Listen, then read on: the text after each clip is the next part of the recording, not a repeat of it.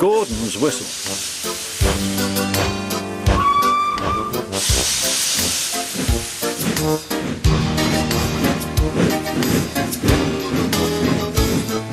Gordon was cross. "Why should Henry have a new shape?" he grumbled. "A shape good enough for me is good enough for him.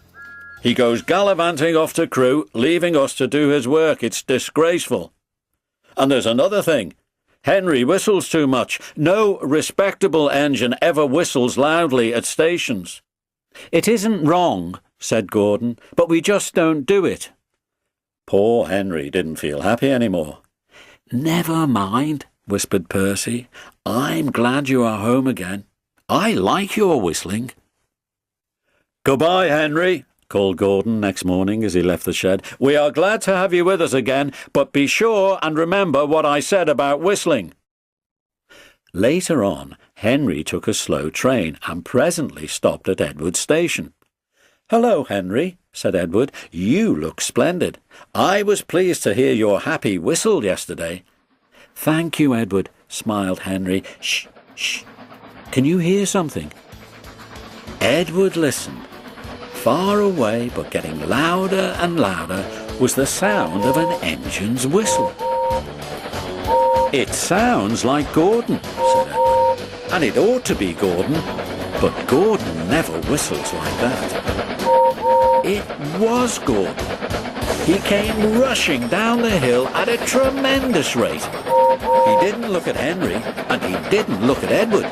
He was purple in the boiler and whistling fit to burst.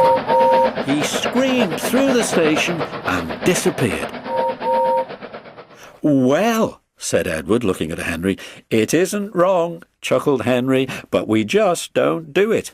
And he told Edward what Gordon had said.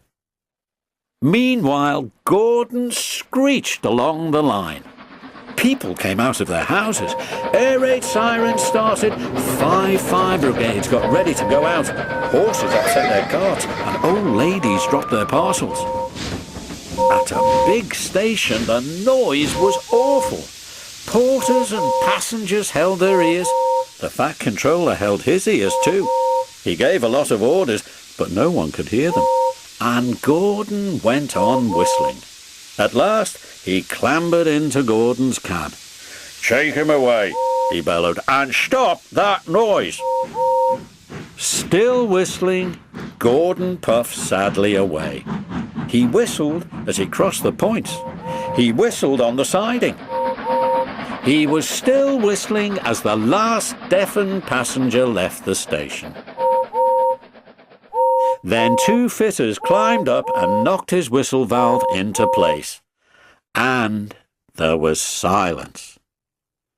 Gordon slunk into the shed. He was glad it was empty. The others came in later.